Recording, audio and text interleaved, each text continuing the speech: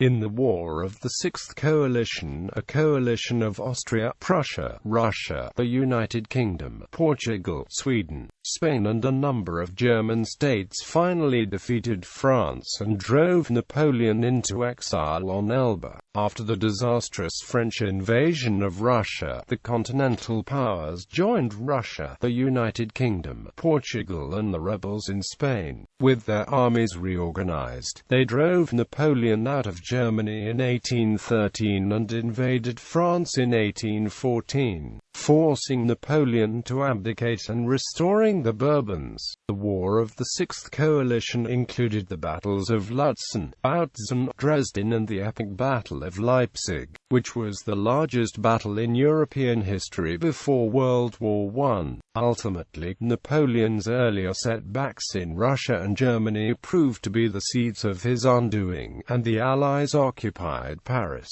forcing his abdication. Invasion of Russia. In 1812 Napoleon invaded Russia to compel Emperor Alexander I to remain in the continental system. The Grande Armée, consisting of as many as 650,000 men, crossed the Neman River on the 23rd of June 1812. Russia proclaimed a patriotic war, while Napoleon proclaimed a Second Polish War, but against the expectations of the Poles, who supplied almost 100,000 troops for the invasion force, and having in mind further negotiations with Russia, he avoided any concessions toward Poland. Russian forces fell back, destroying everything potentially of use to the invaders until giving battle at Borodino, where the two great armies fought a devastating but inconclusive battle. Following the battle, the Russians withdrew, thus opening the road to Moscow. By the 14th of September the French had occupied Moscow but found the city practically empty. Alexander I refused to capitulate, leaving the French in the abandoned city of Moscow with little food, shelter and winter approaching. In these circumstances, and with no clear path to victory, Napoleon was forced to withdraw from Moscow. So began the disastrous Great Retreat, during which the retreating army came under increasing pressure due to lack of food, desertions, and increasingly harsh winter weather, all while under continual attack by the Russian army led by Commander-in-Chief Mikhail Kutuzov, and other militias. Total losses of the head army were at least 370,000 casualties as a result of fighting, starvation and the freezing weather conditions, and 200,000 captured.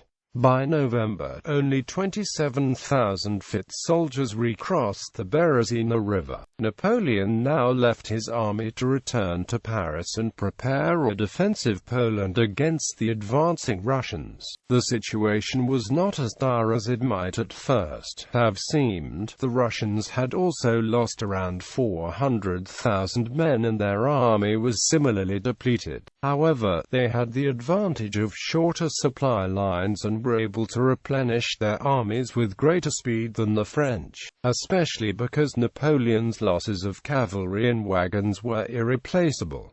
Formation of the Sixth Coalition. Russia, Britain and Sweden attempt an alliance. On the 9th of January 1812, French troops occupied Swedish Pomerania to end the illegal trade with the United Kingdom from Sweden, which was in violation of the continental system. Swedish estates were confiscated and Swedish officers and soldiers were taken as prisoners. In response, Sweden declared neutrality and signed the secret Treaty of St. Petersburg with Russia against France and Denmark-Norway on the 5th of April. On the 18th of July, the Treaty of Örebro formally ended the wars between Britain and Sweden and Britain and Russia, forming an alliance between Russia, Britain, and Sweden.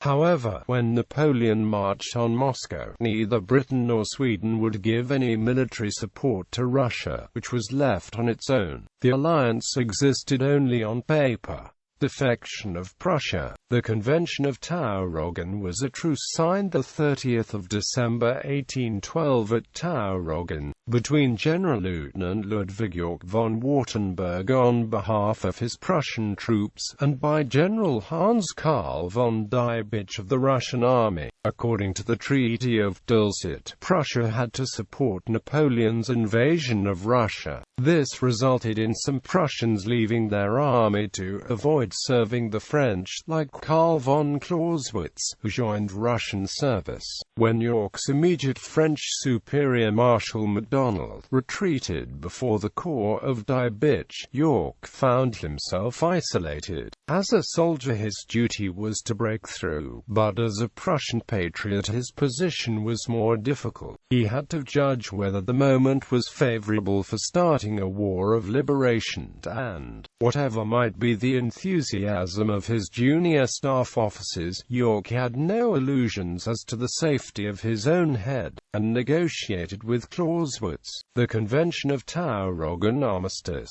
signed by Diebitsch and Yorck, neutralized the Prussian corps without consent of the king. The news was received with the wildest enthusiasm in Prussia, but the Prussian corps dared not yet throw off the mask, and an order was dispatched suspending Yorck from his command pending a court-martial. Diebitsch refused to let the bearer pass through his lines, and the general was finally absolved when the Treaty of Kalisz definitely ranged Prussia on the side of the Allies.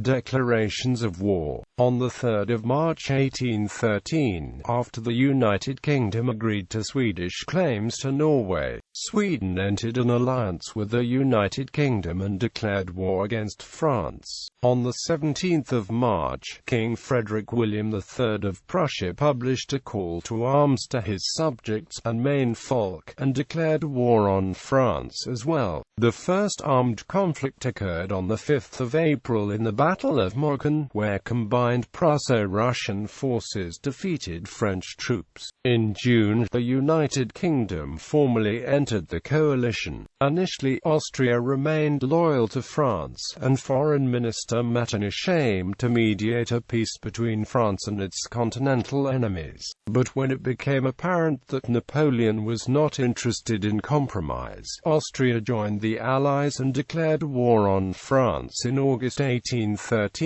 War in Germany. Napoleon vowed that he would create a new army as large as that he had sent into Russia, and quickly built up his forces in the east from 30,000 to 130,000 and eventually to 400,000. Napoleon inflicted 40,000 casualties on the Allies at Lützen and Bautzen, but he himself lost about the same number of men during those encounters. Both battles involved total forces of over 250,000, making them some of the largest battles of the Napoleonic Wars to that point in time. The belligerents declared an armistice from 4 June 1813 and lasting until 13 August, during which time both sides attempted to recover from approximately 250,000 losses since April. During this time Allied negotiations finally brought Austria out in open opposition to France. Two principal Austrian armies were deployed in Bohemia and northern Italy, adding 300,000 troops to the Allied armies. In total, the Allies now had around 800,000 frontline troops in the German theatre, with a strategic reserve of 350,000. Napoleon succeeded in bringing the total imperial forces in the region up to around 650,000. The Confederation of the Rhine furnished Napoleon with the bulk of the remainder of the forces, with Saxony and Bavaria as principal contributors. In addition to the South, Murat's Kingdom of Naples and Eugene de Beauharnais' Kingdom of Italy had a combined total of 100,000 men under arms. In Spain, an additional 150–200,000 French troops were being steadily beaten back by Spanish and British forces numbering around 150,000. Thus in Total around 900,000 French troops were opposed in all theaters by somewhere around 1 million Allied troops. Following the end of the armistice, Napoleon seemed to have regained the initiative at Dresden, where he defeated a numerically superior Allied army and inflicted enormous casualties while sustaining relatively few. However, at about the same time, Oudinot's thrust towards Berlin was beaten back, and the French sustained several defeats in the north at Grossbeeren, Katzbach and Dennewitz. Napoleon himself, lacking reliable and numerous cavalry, was unable to fully take advantage of his victory, and could not avoid the destruction of a whole army corps at the Battle of Culm, further weakening his army. He withdrew, with around 175,000 troops, to Leipzig in Saxony, where he thought he could fight a defensive action against the Allied armies converging on him. There, at the so-called Battle of Nations, a French army, ultimately reinforced to 191,000, found itself faced by 3 Allied armies converging on it, ultimately totaling more than 430,000 troops. Over the following days, the battle resulted in a defeat for Napoleon, who, however, was still able to manage a relatively orderly retreat westwards.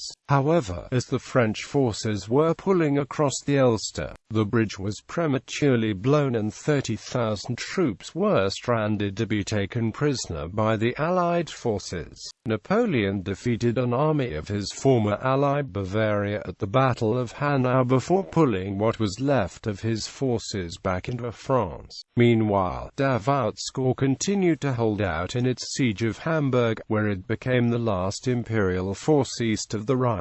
The Allies offered peace terms in the Frankfurt proposals in November 1813.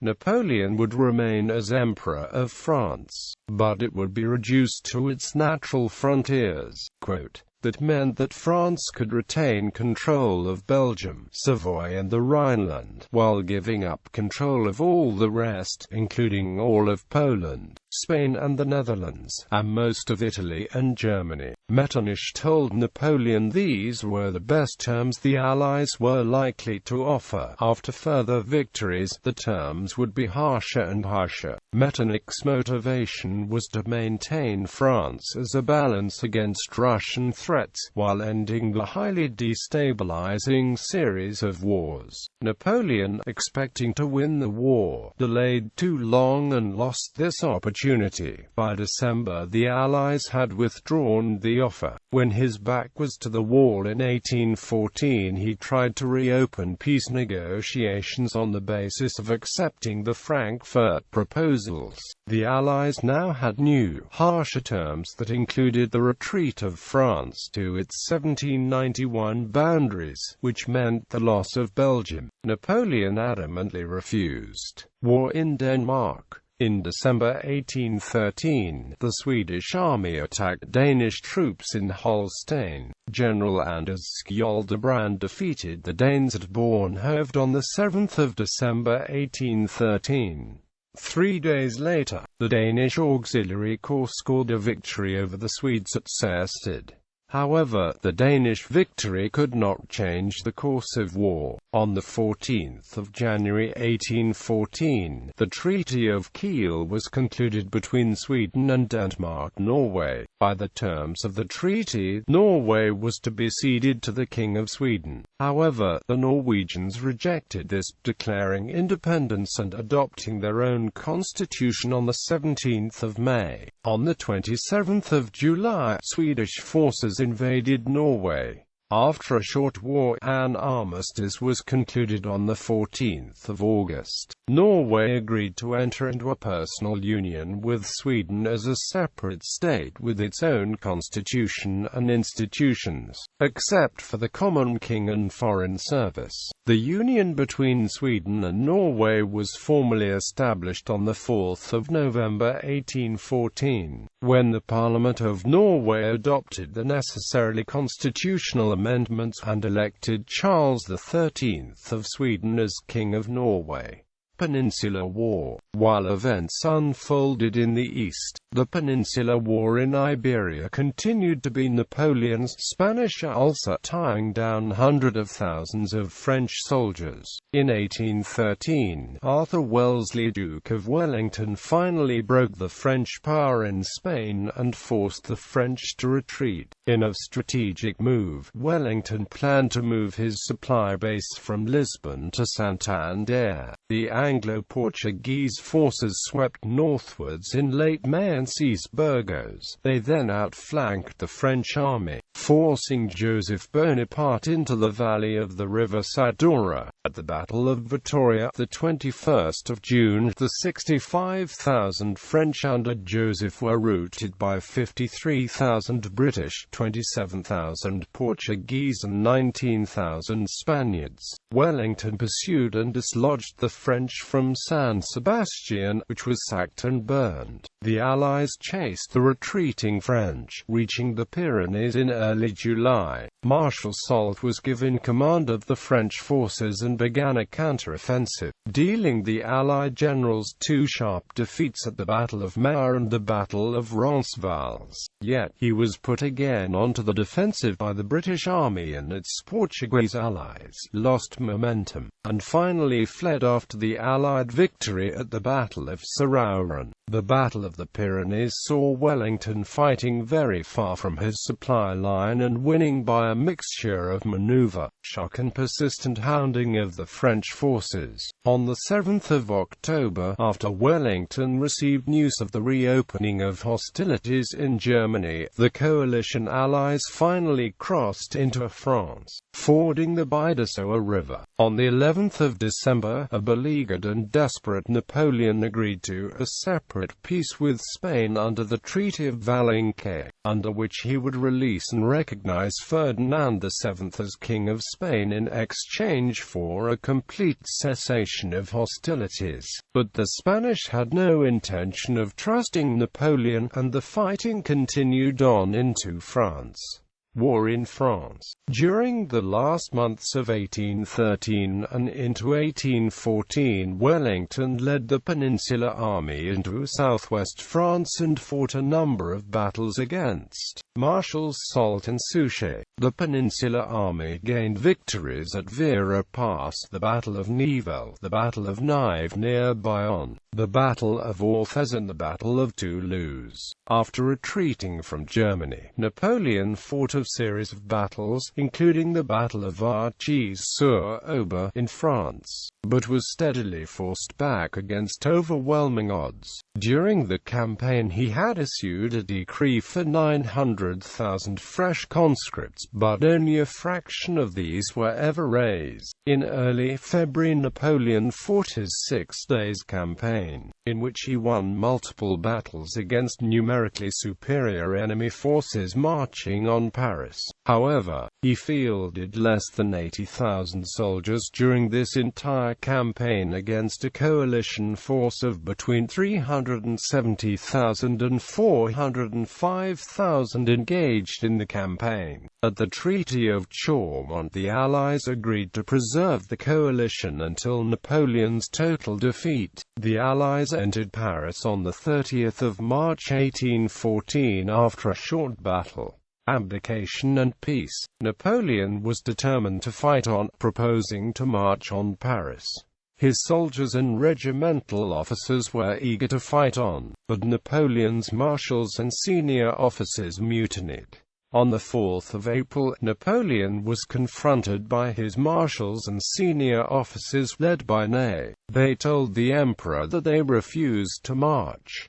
Napoleon asserted that the army would follow him. Ney replied, "The army will follow its chiefs." Napoleon abdicated on the 11th of April 1814, and the war officially ended soon after, although some fighting continued until May. The Treaty of Fontainebleau was signed on the 11th of April 1814 between the Continental powers and Napoleon, followed by the Treaty of Paris on the 30th of May 1814 between France and the Great Powers including Britain. The victors exiled Napoleon to the island of Elba, and restored the Bourbon monarchy in the person of Louis XVIII.